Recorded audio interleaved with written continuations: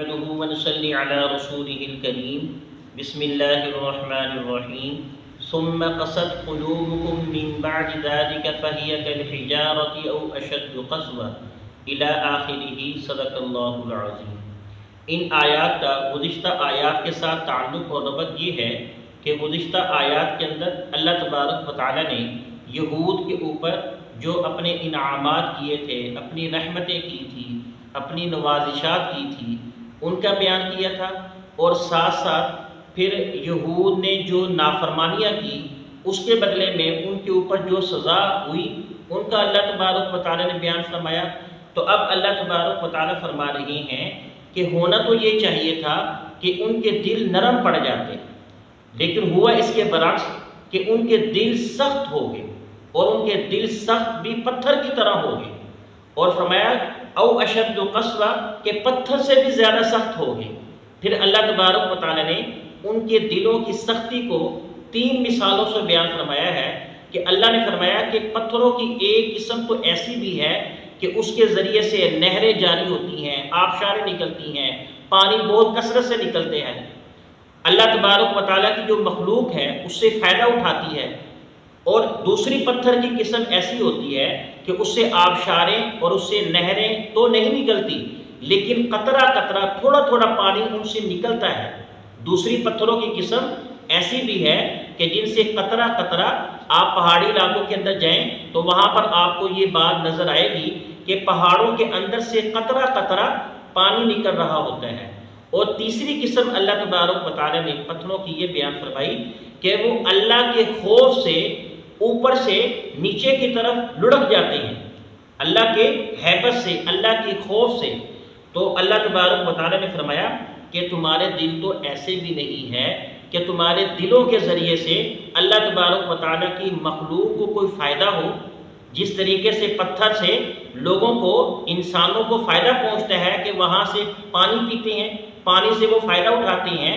لیکن تمہارے دل تو ایسے بھی نہیں ہے کہ تمہارے دلوں سے اللہ تبارک و تعالیٰ کی مخلوق ان کو کوئی فائدہ پہنچے۔ اور ساتھ ساتھ فرمایا کہ تمہارے دل اتنے سخت ہو چکے ہیں کہ پتھر سے بھی زیادہ سخت ہیں۔ پتھر کے اوپر بھی جب اللہ کا خوف پڑتا ہے، اللہ کی ہیبت پڑتی ہے تو وہ بھی اپنی جگہ سے ہل جاتا ہے۔ لیکن تمہارے اوپر اللہ تبارک و تعالیٰ کے اتنے احسانات ہوئے، اتنے انعامات ہوئے، اور ساتھ ساتھ اللہ تبارک و تعالیٰ نے تمہاری نافرمانیوں کی وجہ سے تمہارے اوپر اتنے عذاب بھیجے، لیکن پھر بھی تمہارے دل نرم نہیں ہوئے، تمہارے دل اسی طریقے سے سخت ہے۔ تو یہاں پر ایک سوال یہ بھی اٹھتا ہے، سوال یہ اٹھتا ہے کہ پتھر کے اندر تو عقل و شعور نہیں ہوتا، جب عقل و شعور نہیں ہوتا تو ان کے اندر خوف کس طریقے سے پیدا ہو جاتا ہے، ان کے اندر سے ہیبت اور خوف کس طریقے سے آ جاتا ہے کہ جس کے اندر عقل و شعور نہیں ہے تو اس کے اندر خوف تو آ ہی نہیں سکتا۔ تو جواب اس کا یہ ہے کہ آپ کا یہ صرف اور صرف وہم ہے کہ حیوانات ہوتے ہیں کہ ان کے اندر عقل و شعور نہیں ہوتا، ان کے اندر عقل و شعور نہیں ہوتا، لیکن ان کے اندر خوف ہوتا ہے، ان کے اندر خوف ہوتا ہے، ان کے اندر حس ہوتی ہے۔ تو جب ان کے اندر عقل و شعور نہیں ہوتا پھر بھی ان کے اندر خوف ہوتا ہے، تو ان کے اندر بھی اللہ تبارک و تعالیٰ نے پتھروں کے اندر خوف رکھا ہوا ہے۔ تو اس کا تذکرہ اللہ تبارک و تعالیٰ بیان فرما رہے ہیں کہ ثم قست قلوبکم من بعد ذلک فہی کالحجارہ کہ پھر سخت ہو گئے تمہارے دل اس کے بعد، فہی کالحجارہ پتھروں کی طرح، پتھر کی طرح، او اشد قسوہ یا پتھر سے بھی زیادہ سخت ہو گئے۔ وَإِنَّ مِنَ الْحِجَارَةِ اور پتھروں میں سے بعض کہ جاری ہوتی ہیں، اس کے ذریعے سے نہریں جاری ہوتی ہیں۔ وَإِنَّ مِنْهَا لَمَا يَشَّقَّقُ فَيَخْرُجُ مِنْهُ الْمَاءُ